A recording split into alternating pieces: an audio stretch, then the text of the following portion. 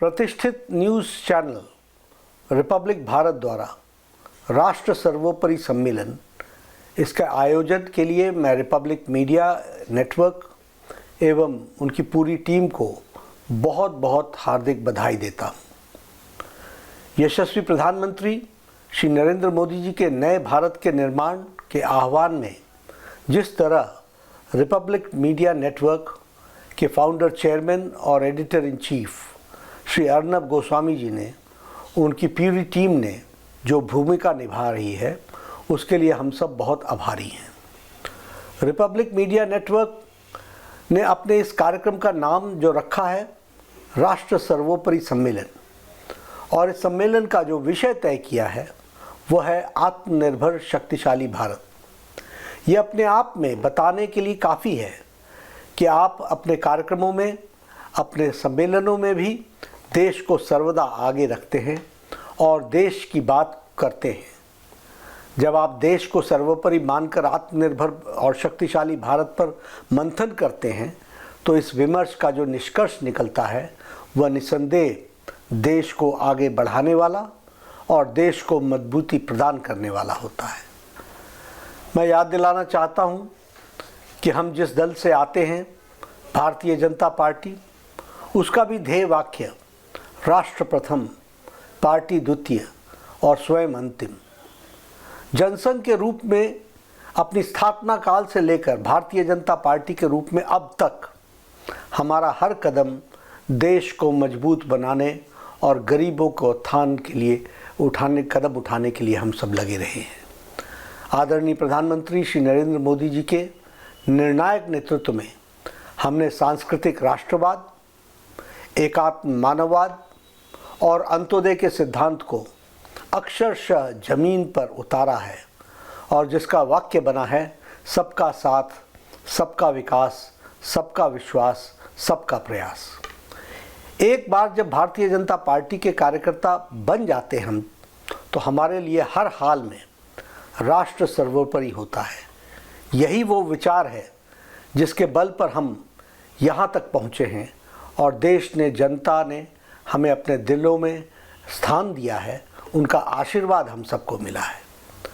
हम सब के लिए, इस देश के हर नागरिक के लिए राष्ट्र सर्वोपरि होना चाहिए, क्योंकि राष्ट्र है तो हम हैं, राष्ट्र है तो आप हैं, राष्ट्र है तो पक्ष है, राष्ट्र है तो विपक्ष है। इसलिए हम सबको मिलकर भारत को दुनिया में सबसे आगे रखने के लिए, उसके लिए सतत हमको प्रयत्नशील रहना चाहिए। 2014 से पहले की स्थिति आप सब जानते ही हैं।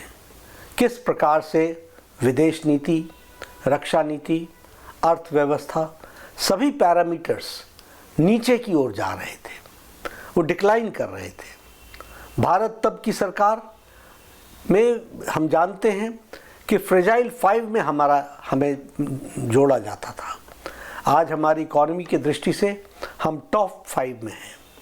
आज भारत दुनिया की चौथी सबसे बड़ी और सबसे तेज़ गति से बढ़ने वाली इकॉनमी बन गई है, अर्थव्यवस्था बन गई है। बदलते वैश्विक परिवेश में भारत अपनी सशक्त नेतृत्व के बल पर आज हर क्षेत्र में सफलता और नए कीर्तिमान स्थापित कर रहा है। आज पूरा विश्व हमारे यशस्वी प्रधानमंत्री श्री नरेंद्र मोदी जी के शांति के रास्ते को स्वीकार कर रहा है। यशस्वी प्रधानमंत्री श्री नरेंद्र मोदी जी के नेतृत्व में बीते 11 वर्षों में गरीबों को बैंक के खाते, जनधन से लेकर जनमन तक, गरीब कल्याण योजना से लेकर पीएम किसान निधि तक, सर्जिकल स्ट्राइक से लेकर ऑपरेशन सिंदूर तक, और आयुष्मान भारत से के साथ साथ गरीबों के कल्याणकारी कार्यक्रम हर देशवासी के मन में आशा आकांक्षा को पूरा करने का प्रयास मोदी सरकार ने किया है।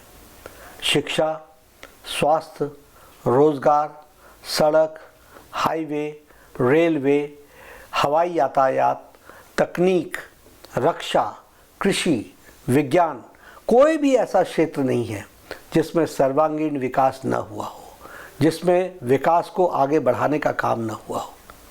ये आदरणीय प्रधानमंत्री मोदी जी के नेतृत्व में 140 करोड़ भारतवासियों के संकल्प के बल पर आज 140 करोड़ भारतवासी ने ठान लेते हैं तो भारत को आगे बढ़ने से कोई रोक नहीं सकता है।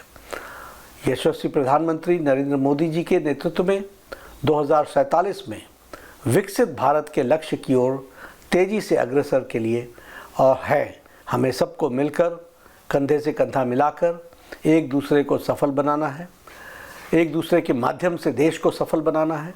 हर भारतवासी सफल होगा, देश को आप सफलता की सीढ़ियों पर चढ़ेगा और आगे बढ़ेगा, ऐसा विश्वास है। इस राष्ट्र सर्वोपरि सम्मेलन में आत्मनिर्भर और शक्तिशाली भारत के निर्माण के लिए ये जरूरी है कि हम सब संकल्पित हों और एक लक्ष्य तय करें।